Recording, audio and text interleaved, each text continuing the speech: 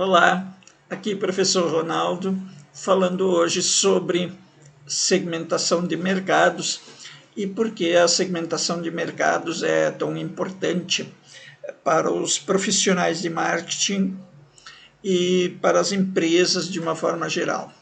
Por que as empresas segmentam seus mercados? Então, a gente vai ver alguns passos para segmentação, seleção do mercado-alvo e posicionamento. Mas antes eu queria explicar para vocês o que é um segmento de mercado, o que é um nicho e o que é marketing de massa. O marketing de massa, para início de conversa, é o mercado todo. É como se uma empresa desejasse vender seus produtos para todos os consumidores. Então, marketing de massa seria algo praticado por um supermercado numa cidade pequena. Então, esse supermercado atenderia a todas as pessoas que querem comprar alimentos, bebidas e material de limpeza. Isso é marketing de massa. Marketing de segmento seria uma empresa escolher um determinado segmento de mercado para atender. Joia? E o que é o nicho? O marketing de nicho é procurar uma pequena parcela do mercado em que os grandes competidores não teriam interesse em atuar e atuar nesse pequeno segmento de mercado. Isso é mais para pequenas empresas ou para empresas ocupantes de nicho. Bacana? Então vamos aos passos para a segmentação de mercados e seleção de mercado-alvo e posicionamento. Então, para fazer uma segmentação de mercado, a gente precisa identificar as variáveis de segmentação e classificá-las. Então, a gente vai ter que ver isso, quais são essas variáveis. Determinar os perfis dos segmentos resultantes. Que tipo de sorvete, por exemplo, as pessoas querem? Elas querem um sorvete mais doce ou menos doce, um mais cremoso ou menos cremoso. Então, a gente teria que identificar esses gostos para saber que tipo de sorvete produzir mais. Então, isso seria definir um segmento de mercado. Depois, nós temos que selecionar um segmento-alvo. Depois que nós soubermos quais são os tipos de sorvete, por exemplo, que as pessoas gostam mais, a gente teria que identificar e selecionar um desses segmentos-alvos. E depois de avaliar a atratividade desse segmento, a gente teria que selecionar o segmento que nós queremos atender. Então, primeiro nós identificamos as variáveis do segmento do mercado e vamos classificar essas variáveis. Vamos determinar os perfis resultantes desses segmentos. Vamos avaliar a atratividade de cada segmento. Vamos selecionar o segmento que nós queremos, então, investir mais e nos posicionar em relação a esse segmento.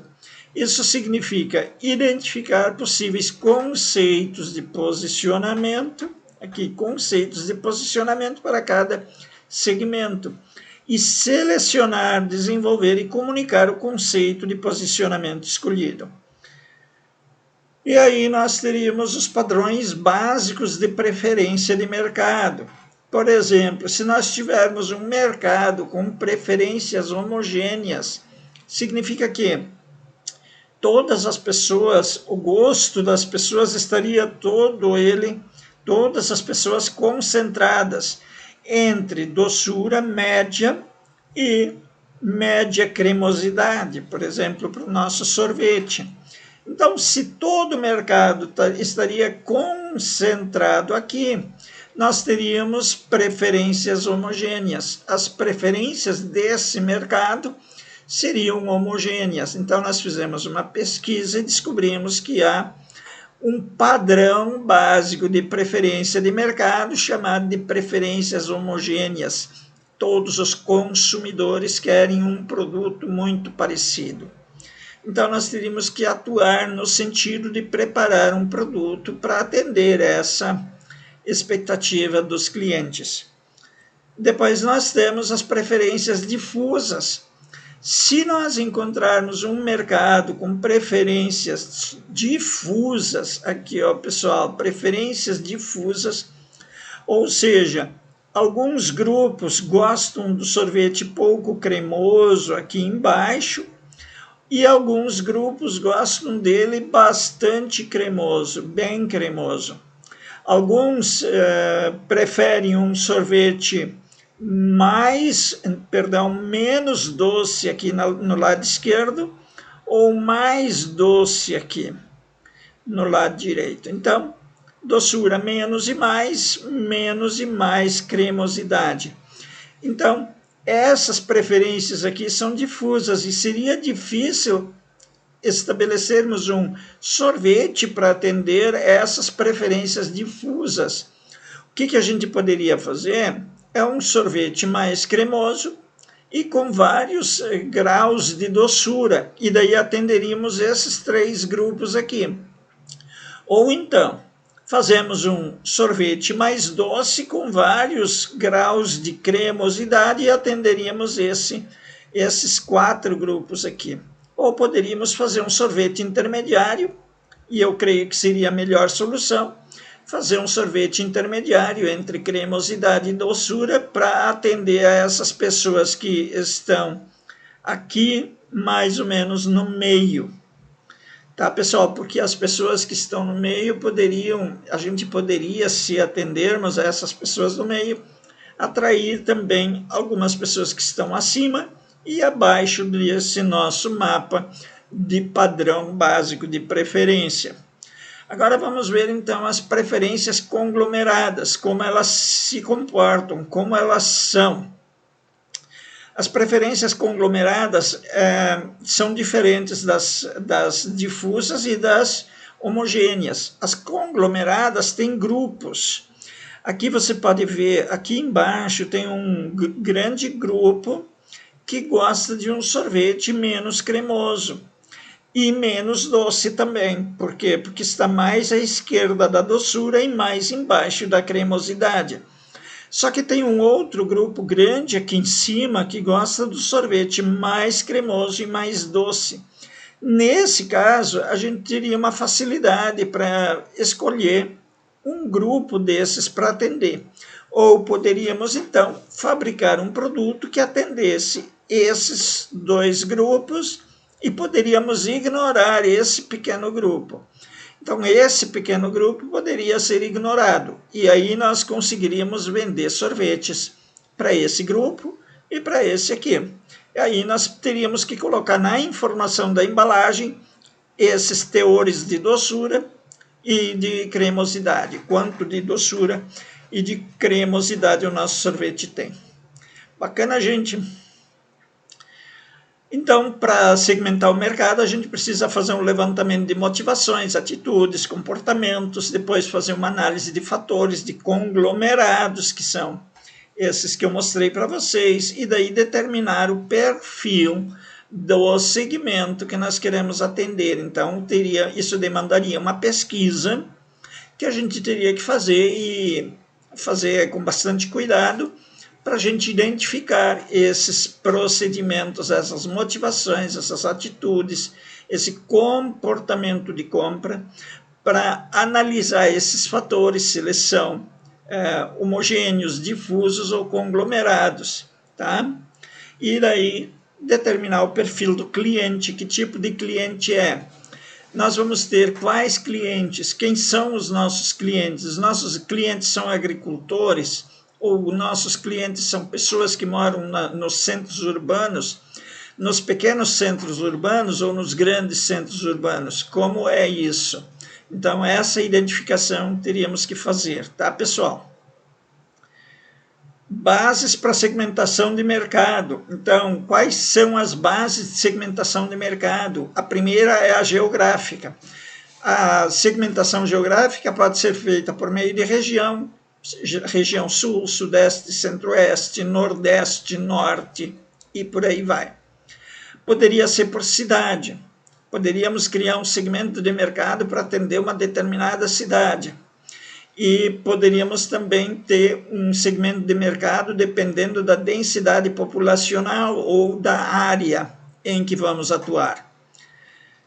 Depois nós temos também a segmentação demográfica, que é idade, gênero, tamanho da família, etnia, ocupação, renda, e por aí vai, tá, gente? Por exemplo, dessa demográfica aqui, a idade, poderíamos lançar um produto que fosse vendido, que fosse para crianças. Então, seria uma segmentação para crianças que moram no norte do Brasil. Bacana, então seria uma segmentação geográfica por região, norte do Brasil, e por idade, de tal a tanto, de tanto a tantos anos, tá, pessoal? E poderíamos fazer uma segmentação de mercado também psicográfica.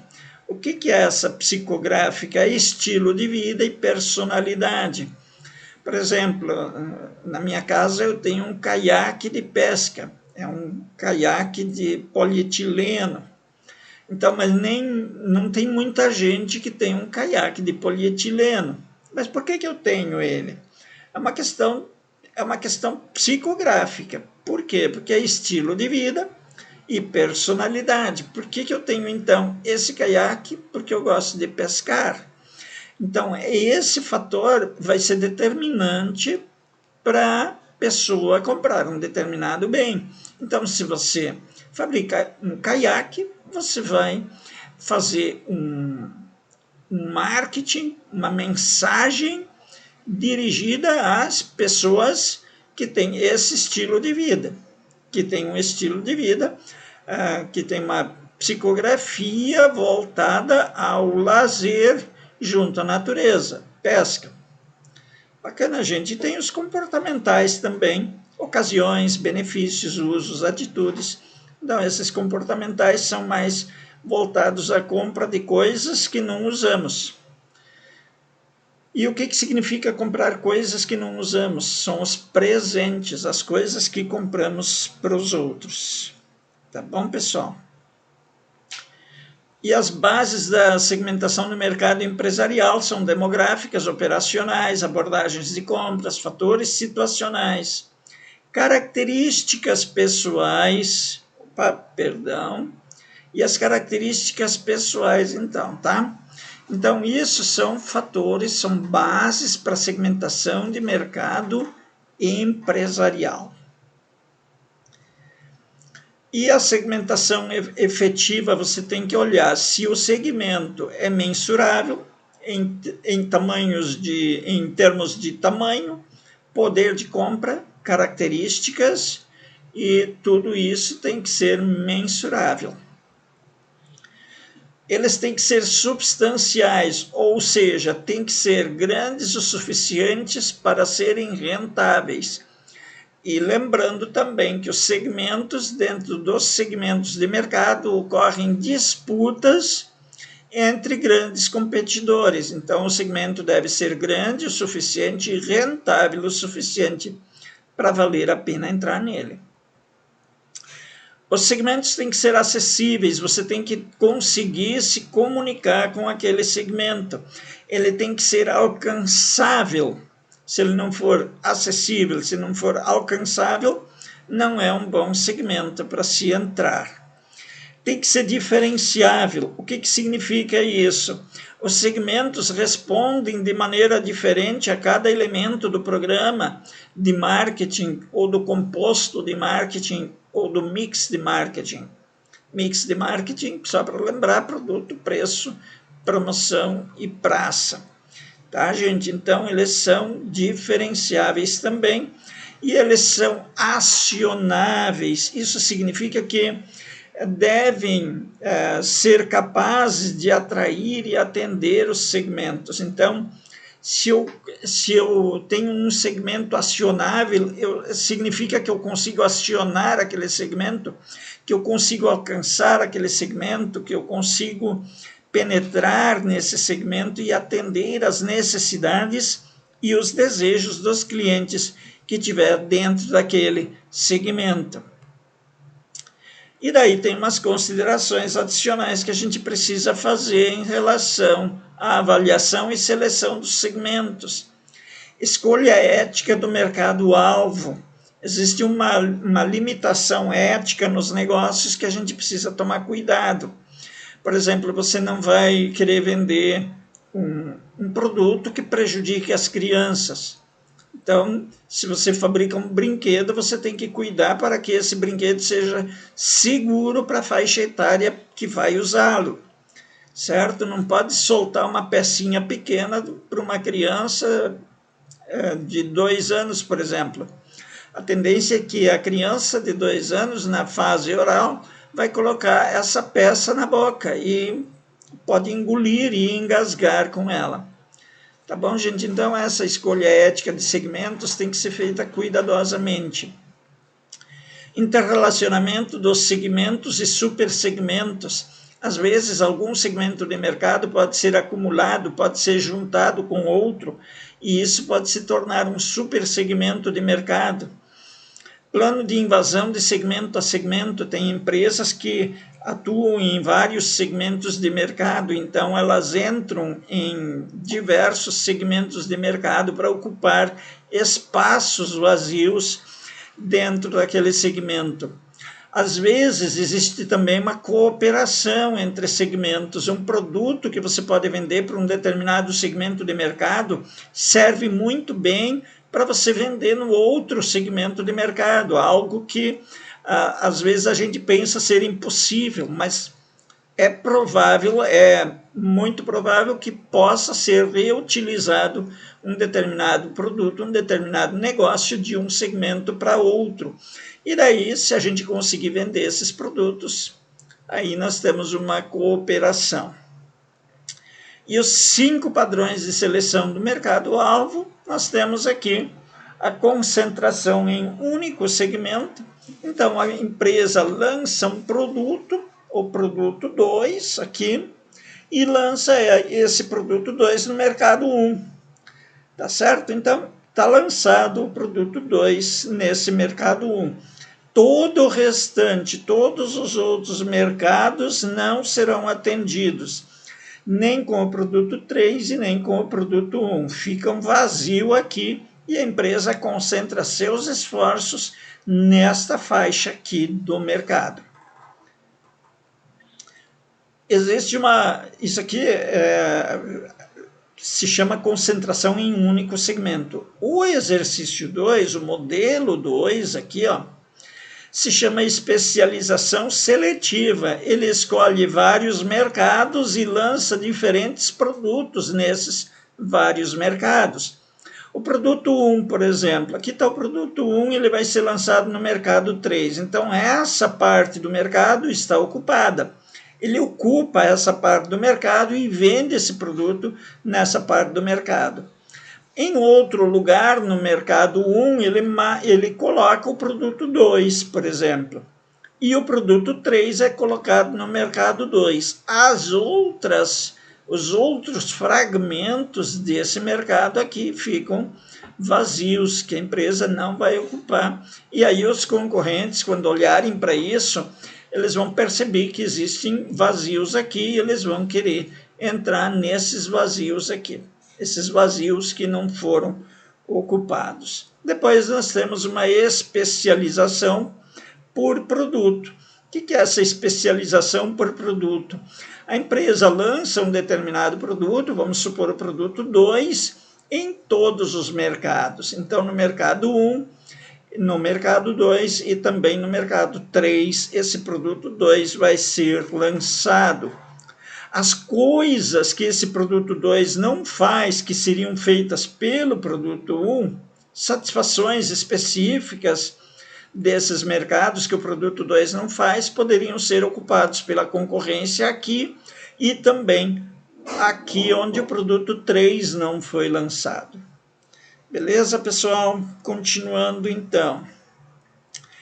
Aqui nós temos uma especialização por mercado. Em vez de atuarmos em vários mercados com um só produto, como na especialização por produto, nós poderíamos fazer uma especialização por mercado e atuar só num único mercado com os 3 produtos. E aí nós teríamos um único mercado totalmente ocupado e aqui, então, os concorrentes olhariam para esse mercado, um aqui, e perceberiam que ele está devidamente ocupado. Beleza, pessoal? E aqui nós temos um outro exemplo de cobertura total do mercado, lançar 3 produtos e lançar esses 3 produtos nesses 3 mercados e cobrir o mercado todo. Então a gente teria uma cobertura total para o mercado 1, 2 e 3, com o lançamento dos produtos 1, 2 e 3 também. Tá, gente? Então era isso que eu queria conversar com vocês. Muito obrigado por terem assistido o meu vídeo. Eu quero deixar um grande abraço para cada um de vocês e espero vê-los muito em breve.